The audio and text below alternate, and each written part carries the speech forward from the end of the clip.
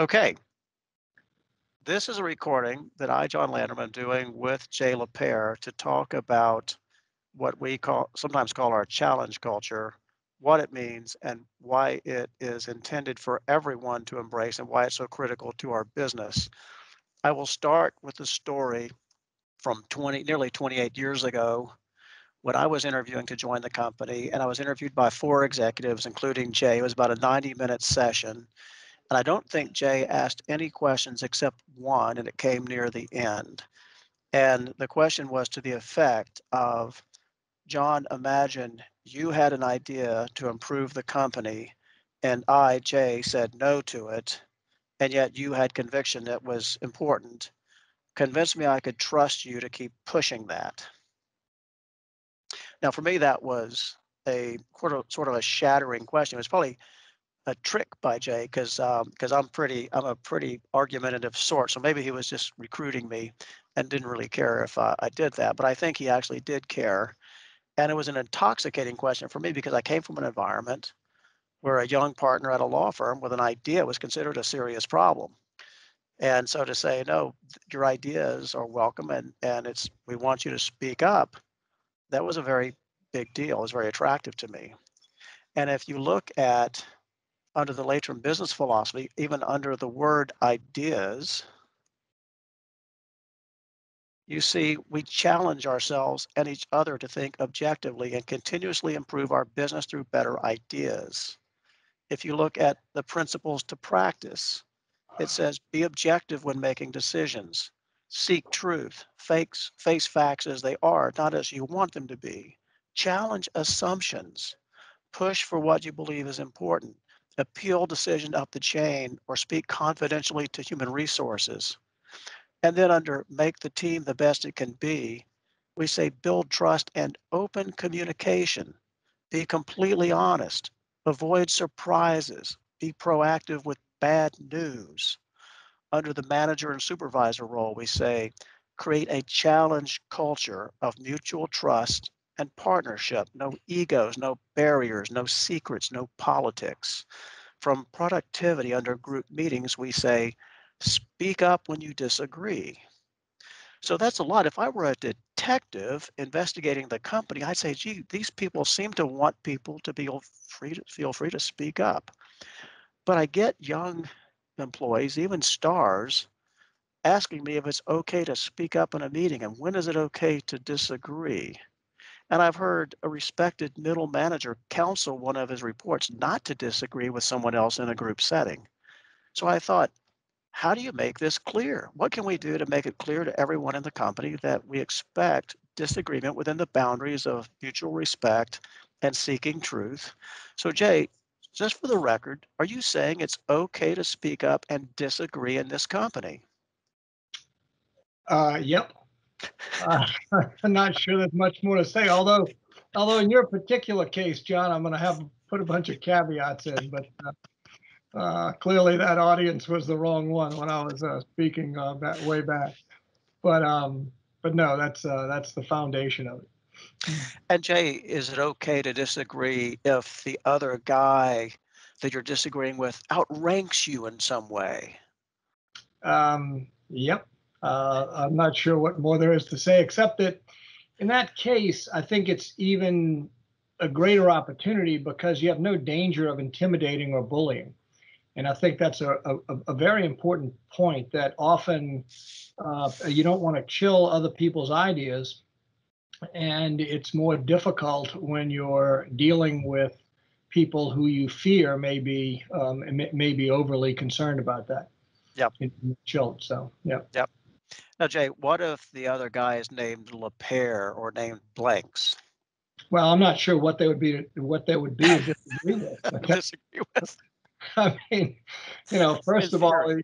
you should listen carefully because it's overwhelmingly likely that I'm right.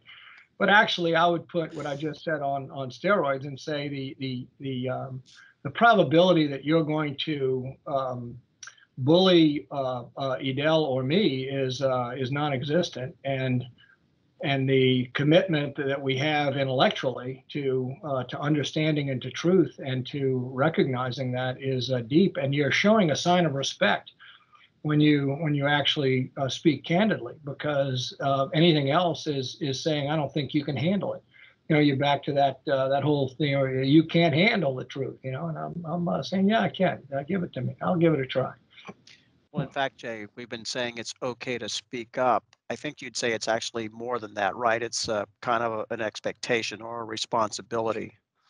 Yeah, and I think everyone has their own comfort zone, and we encourage you to push it, push your comfort zone, because that's how you learn and that's how you build skills.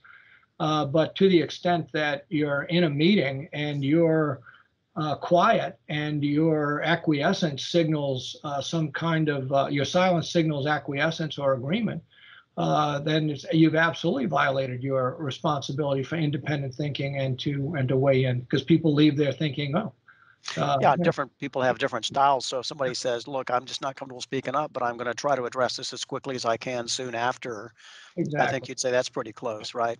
Exactly, right.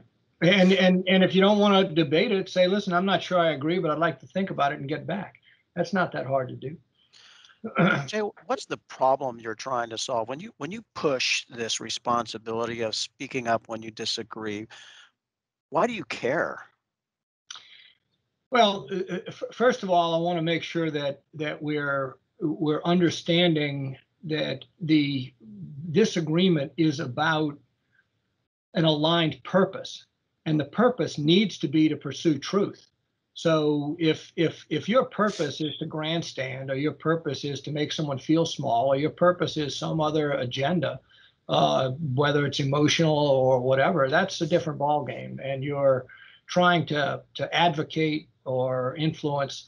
But let's assume that your purpose is to seek truth. Now, if you say truth just is implicit, it's just out there, it's no big deal. Or do you say no, truth comes from a very vigorous and difficult and exchange where, for the same reason you can't proofread your own stuff as effectively as you can proofread someone else's, you want to get different perspectives, and those perspectives allow you to say, huh, now I see, what assumption was I relying on that might not be valid. And that's where the opportunity is to say truth, because truth matters.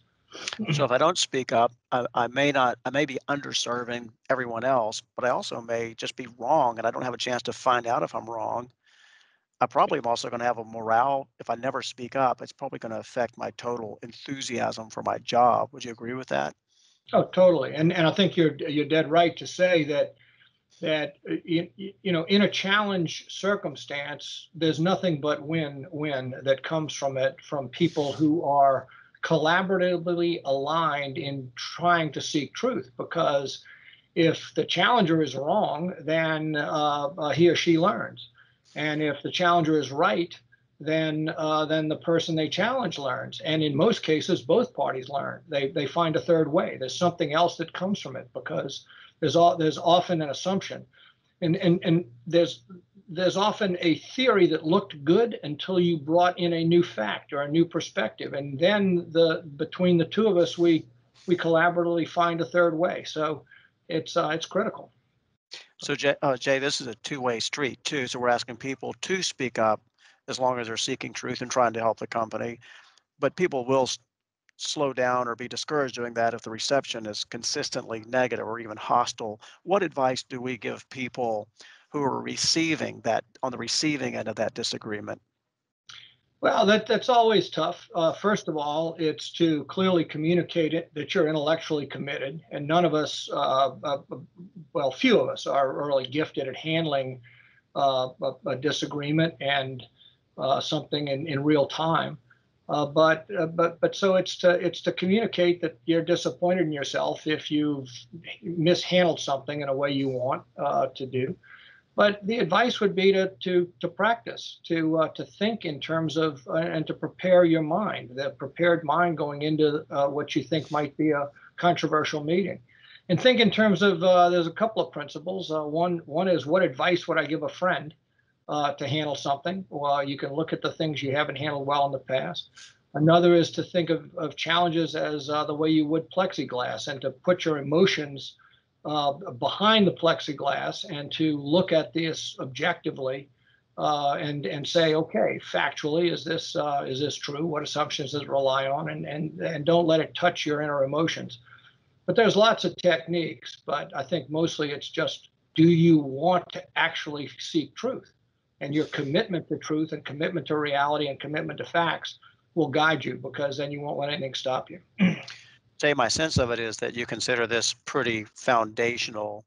And I know that you think that this connects with trust, for example, which is our theme of the year this year. Right? What connect those dots for us? Well, I think that if you imagine what happens to trust when there's any a breach of candor, and people, and you can think of this, the way you would a friend, because that may be the easiest for most people to connect to. But if you were doing something wrong and a close friend knew it and didn't tell you and didn't give you advice, how would you feel about that friend? And how would you feel? And what you want from people is for them to respect you enough to be candid with you, because that's the foundation of trust that we're building. Because I don't expect anyone to hold back, and I wouldn't want them to want me to hold back. What would you want from someone except the truth and candor? And so I think that's the trust, and loyalty to the absent, and all those things are all inextricably connected. Jay, as I do LCI content gigs, my editors counsel me to be brief and concise. And so I'm going to follow their instructions. What else would you, if you have one last point you'd like to make connected with the 80/20 here, what would you like to say? I think we've covered it, but for anyone who doesn't recognize that we get paid for actually finding truth, and you can't find truth without seeking truth. And truth is about adherence to reality. It's about identifying the facts of reality and understanding, what plans are going to conform with it. Reality, what is it? Nature, to be commanded, must first be obeyed, and that's a big deal. So thank you, John. This has been fun.